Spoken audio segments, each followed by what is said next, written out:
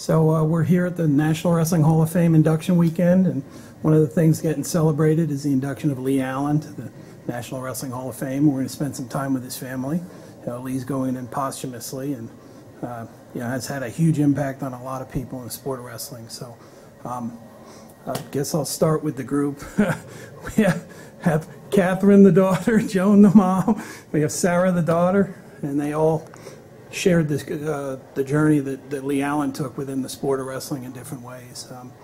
I guess my first question would be to all three of you is what your thoughts were when the Hall of Fame announced that Fulp-Allen was going to be inducted in the Hall of Fame, kind of the top honor you can have in this sport.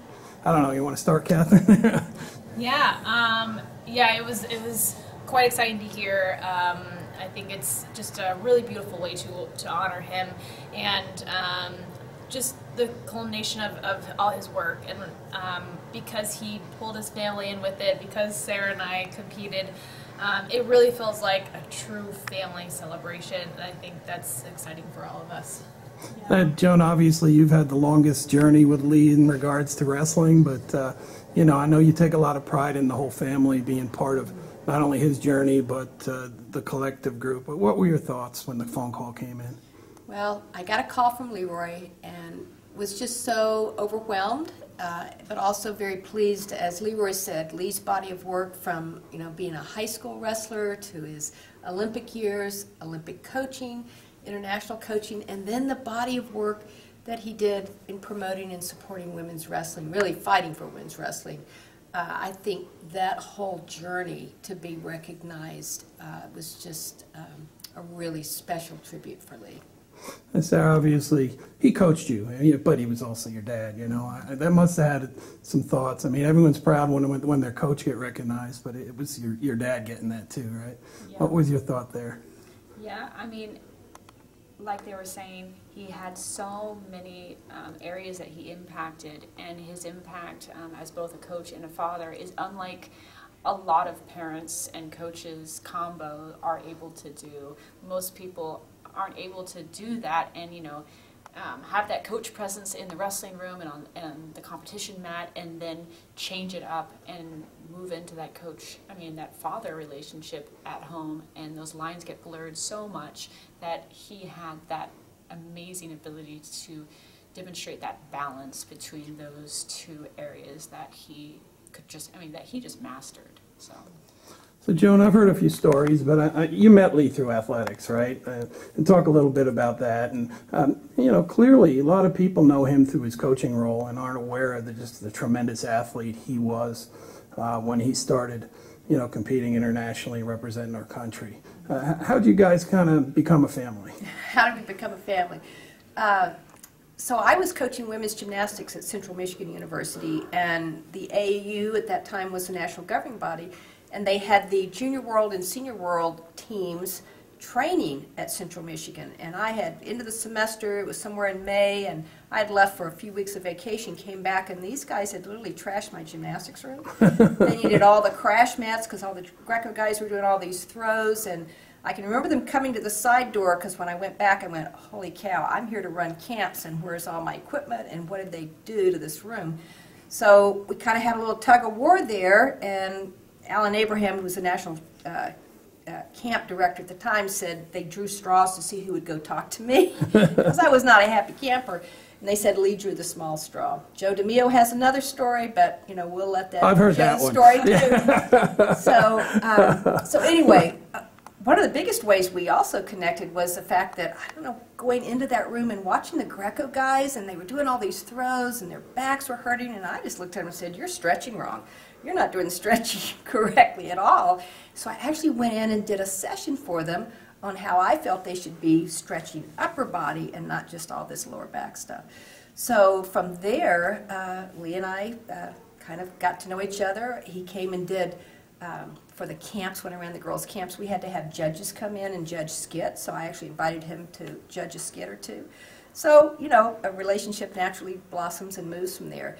But I think the biggest thing for me was remembering that during that summer, we had a lot of wrestling camps that went to other states, and as I joined Lee, he would have me come in, and he would say to all those great big Greco guys in the senior team, she's teaching your gymnastics and she's doing your stretching. And that's what I did. I did sessions in all those World Team camps, and he was just open to that. It wasn't like, well, she's a woman, should she even be here?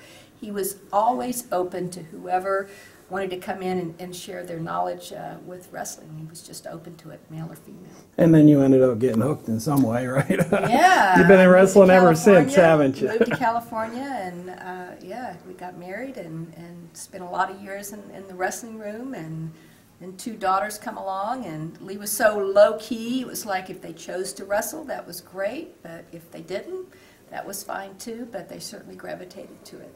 Well, and Sara, I mean, at the time you chose wrestling, I mean, a lot of wrestling people have kids that do different sports. They don't always do what their father did or their mother did, and you know, you would have had many options. But why wrestling for you? At the time, it was not accepted as well as it is now, for sure. I mean, it was an earlier time for women's wrestling when you were starting. Well, why'd you want to do it, and how did that work out for you? Well, I think it was just the environment that I was living in. You know, it was such a low-key environment. It was no pressure. And we had so much exposure to wrestling every weekend, going to tournaments, or, you know, being in the wrestling room and going along to practice. But we were allowed to just enjoy it and just play and just, you know, try a few moves out, but then just go back and swing around on the ropes or fall down on the crash mats. And because it was such a low-key environment, I think that's what really made that bug bite. We did take gymnastics classes through the years. You know, sure. She was teaching on, you know, with the Parks and Rec in our hometown, and we did a lot of that too. But I think as I went through like a middle school season and I was exposed to other coaches and like a team environment, I think it just took all those years for the bug to bite. But even with the women's versus the men's side, at those early ages, even in California, we had a few tournaments throughout the year to wrestle girls. So I feel like my first 2 years, I got just as many matches against girls as I did boys, because we only went to maybe 2 competitions against boys and 2 against girls, you know, in those first 2 years wrestling. So I definitely had a nice balance there in the first couple of years before I got into those school seasons when you are predominantly wrestling boys. But it was definitely like just a balanced beginning, and I think that's what made, you know, gave us that itch or that bug bite of wrestling. Yeah, and Katherine, I mean, your journey included both a father who was a coach and a sister doing it as well. I mean, was it easier as a group for you two to do it together along with your dad? I mean, you know, you did clearly. Sarah's a little older, but both of you started wrestling young, and you started wrestling and stayed with it for a long time, all the way through Team USA, right? Yeah, I mean, to have Sara competing, you know, she's 3 years older than me, so, you know, a good chunk of time ahead of me. You know, when I was in freshman year in high school, she was senior, and then she went on to college, so I kind of got to see that trajectory, see that path as she traveled, see her journey towards the Olympic Training Center. And to me, it was just, it was like I never had to question it, whether that's good or bad for some. Maybe, you know, it was good for me. I think as siblings, we of course had our sibling rivalry, right? I think it took a long time for us to learn how to like wrestle together, me being the younger sister, and but to have kind of that family bond, I think one of the biggest things was when I moved to the Olympic Training Center, and we were together there.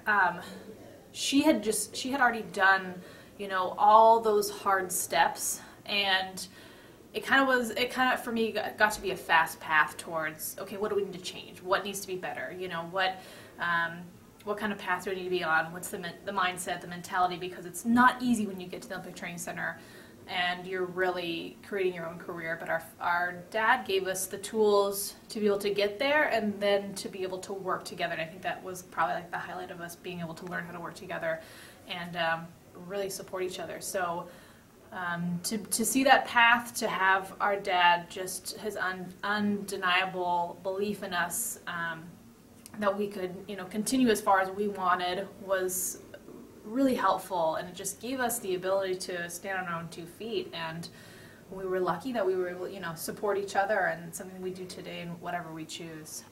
Joan, you and Lee must have had a lot of pride in these 2 young ladies here. I mean, throughout their journey, not only in wrestling but in life. I mean, when you look back at the time you and Lee spent with them in their wrestling journey, I mean, what are your thoughts about, you know, how you both saw this going on? Wow. It's all the journeys, Gary, it's almost hard to think about the pride and the accomplishments. Wow, it's kind of overwhelming to think about that right now. You know, Lee's own accomplishment says, you know, undefeated high school champion all 4 years and on to 2 Olympic teams and one of 4 people that made both the freestyle and Greco team as an Olympian. And then to have these young ladies, I always like to point out, as a very proud mother, they were the first sisters to make a world team and competed in '08 in Greece, winning gold and silver. It's just, wow, the journey, you have to look back on it and just take a breath and just say, wow, how proud we are of their amazing dedication to the sport. And now their dedication to continue, I say, their father's journey. They walk in their dad's footsteps. Sara with Virginia, women's director for USA Wrestling, and doing the great work she's doing there. Katherine with her Lucha Fit and all the work and writing she's doing there, promoting women's wrestling and supporting growing girls wrestling. They are both doing amazing jobs. So the overreaching pride that Lee and I both have, it's just, it's hard to express, but just very grateful to wrestling for bringing us to this point in our lives.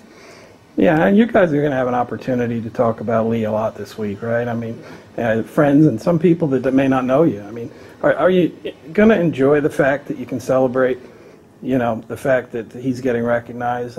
I know obviously you'd like to have him here, but, you know, probably laid back enough that it wouldn't, he'd take that laid back too, wouldn't he, right? Oh, goodness, he was a very laid back person.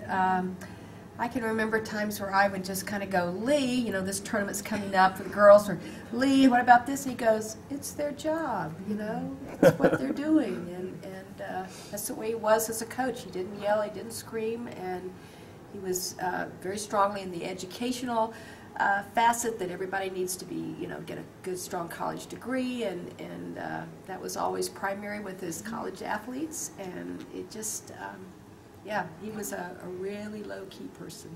Yeah, I think I have been, you know, speaking with some of my teammates, some of my best friends for life, and people that will be here this weekend. One is Jackie Davis, Beat the Streets. Sure.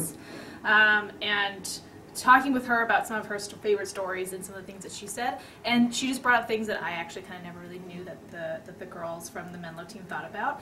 And she said everyone had their role. Like, we were truly, for Menlo, we were truly like a family. My mom would come along on trips, helping support, help manage. My dad was coaching. And she was like, everyone had their role, and there was never a question about that, and it just made the whole village work. And I never thought that that was, you know, the influence that we had helped provide. And then on top of that, just, you know, just she said sometimes, sometimes Coach would be in the corner, and he wouldn't, she's like, he wouldn't always be as engaging, or he wouldn't always be, you know, just like some of those coaches that are, you know, either tell you exactly what to do or all these things. And she said she realized that it wasn't to do it, you know, on purpose. Like, I'm not saying anything on purpose. She said it was his way of providing you that, hey, I'm here for you during a really scary time. Wrestling can be really scary. You know, you're in that 30-second corner. You have a very short amount of time to get the panic out of you and fix yourself up and get right back out there. And she said he was there as that support to say, I'm here for you. It's scary, but you have to make that decision to go on. And she said now, as a coach herself, she said she realizes, oh my gosh, that's what Coach meant, or, you know, and it's just been really, I think, just what you're saying, to start hearing from people, you know, what they felt like his influence was and how they influence. It's just a different perspective now as adults and now in different stages of our lives. So it's pretty I mean, Sarah, you're going to enjoy the opportunity to share some stories. I mean, other people will share theirs with you, I'm sure, right? I think, like Katherine's saying, it's so interesting to hear their feeling on it, because we were with him, you know, all the time as, you know, kids growing up with their father, and it was just like a different perspective, or, you know, that's dad, or you know your dad, and then it's so, I think, enriching to hear all these different stories on how they perceived him and how it benefited them.